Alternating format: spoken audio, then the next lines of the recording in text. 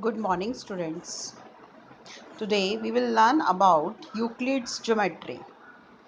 During Euclid's period, the notion of points like line, plane, and so on were derived from what was seen around them. Euclid is known as the father of geometry. He is credited for organizing all the works of mathematics then known into a logical representation of elements, which is a collection of 13 books. Some definitions given in his book one of elements are as follows. As you studied in earlier classes, a point is that which has no part, means no length, no width, just a single dot. A line is breadthless length. It means it has no breadth, only length, endless. A straight line is a line which lies evenly with the points on itself. And what is the straight line? Straight line is a line which lies evenly. Endlessly, you can draw a straight line and all the points are on itself. A surface is that which has length and breadth only. And the edge of a surface are lines. If we talk about the edges means lines. Sides. If we talk about the edges of a square, then all the four sides are its edge. If we talk about the edges of a cube, then all the 12 sides cube has are called edges. You know about it. A plane surface is a surface which lies evenly with the straight line on itself. Now we will study about Euclid's axioms and postulate. First of all, we will differentiate axioms and postulates. Axioms and postulates are the assumptions that are obvious, universal truths, but are not proved. Euclid used the term postulate for the assumptions that were specific to geometry, whereas axioms are used throughout mathematics and are not specifically linked to geometry. So, axioms are the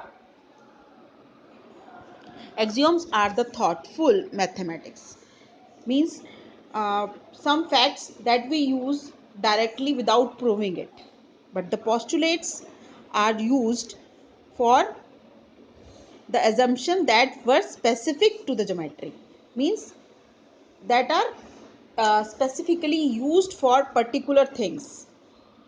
Okay, Euclid's axiom. Now we will study about Euclid's axioms.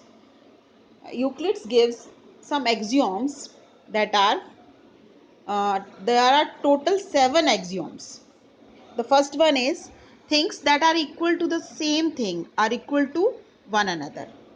If we say A is equal to B and A is equal to C, means things that are equal to same thing. B is equal to A and C is also equal to A. So B is also equal to C. That means things that are equal to same thing are equal to one another. The second axiom is if equals are added to equal, then the whole are also equal. Means if we have 2 and we add 3 to 2, then the sum is 5. It means if we add equal thing, then the result will also be equal for both the sides. In other words, you can say if A is equal to B and some C is equal to D, then A plus C will be equal to B plus D. If equals are subtracted from equal, then the remainder are equal. Means if we subtract equal things from two equal things, then the remainder will also be equal. The fourth one is things that coincide with one another are equal to one another. If two things coincide, linked with each other, then they are equal to one another. Fifth is the whole is greater than the part. Like if we are taking some part of a thing, then the whole is always greater than that part. Na? Things that are double of the same thing are equal to one another. Things that are double of the same thing. If one thing is double of other thing, then they are equal to one another.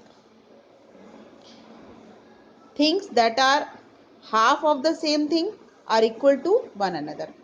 Let me clear you. If A is equal to B, then double of A means 2A is equal to 2B. So things that are double of the same thing are equal to one another. Similarly, if A is equal to B, then half of A will be equal to half of B. Means things that are halves of the same thing are equal to one another. So now let me learn about the Euclid's 5 postulates. These are, the first one is a straight line may be drawn from one point to any other point, from any one point to any other point. Means if we have 2 points, then we can draw a straight line from these 2 points like this. We have point P and Q. Now we can draw a straight line passing through these 2 points. Second one is the above result can be stated in the form of an axiom as follows. This postulate can be written in the form of axiom also. That is, given two distinct points, if we have two distinct points, there is a unique line that passes through them. Means if we have given 2 points, then we can draw only one straight line that passes through these 2 points. Second postulate is a terminated line can be produced indefinitely. If we terminate, means we terminate any line, like this line. Mn is a line having endpoints M and N. This is a terminating line. This line can be extended in both the directions endlessly up to M dash, N dash, and so on. These arrowheads shows that this line can be extended endlessly. Now the third postulate is a circle can be drawn with any center and any radius. We can draw a circle with the help of radius. If we have radius, then we can draw a circle. So it is the third postulate. A circle can be drawn with any center. We should have a point as a center. By using this point as a center, we can draw a circle with any radius like this. Here we have 3 circles. The first one has a radius 2 centimeter, second one has radius 4 centimeter, and third one has 8 centimeter. Fourth postulate is all right angles are equal to one another. The value of right angle is 90 degree. So all right angles will be equal to 90 degree. So all the right angles are equal to one another like this. Now the fifth postulate, that is the most important postulate, listen it carefully. If a straight line falling on two straight lines forms the interior angle that together measure less than two right angles. Two right angles means 90 plus 90, 180 degree. So the same side of it, then the two straight lines, if produced indefinitely, meet on that side on which the sum of the angles is less than two right angles. Understand this by this diagram. Here we have two lines, L1 and L2, and there is a line T that intersect these two lines. So here are two angles A and B. You can see they are not equal to 90 degree or greater than 90 degree. Both are less than 90 degree. So their sum is not equal to 180 degree. So if we extend these two lines from this side where the sum of the two angles is less than 180 degree, then these two lines will meet at any point, maybe after some distance or at infinity. Like this we can extend these lines. Euclid's fifth postulate indirectly confirms the existence of parallel lines. Here you can see, if these two lines are parallel, then the sum of angle A and B will be equal to 180 degree. This you can you have studied earlier in earlier classes in 7th or in 8th class.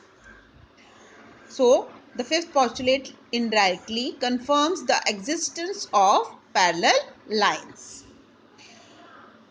Equivalent version of Euclid's fifth postulate. Two equivalent versions of Euclid's fifth postulates are as follows. For every line L and for every point P not lying on L, there exists a unique line M passing through P and parallel to L. Listen it carefully. If every line L, for every line L and for every point P not lying on L, here is a line L and there is a point P which is not on L, there exists a unique line M, then there will be a line M that passes through P and is parallel to L. This you have studied in class 7th. You can draw a line parallel to another line from a point which is not on that line. The second is, two distinct intersecting lines cannot be parallel to the same line. Two distinct intersecting lines cannot be parallel to the same line. If two lines are intersecting, then they cannot be parallel to one line. They can be parallel to one line only if the two given lines are parallel to each other. Only then. Thank you.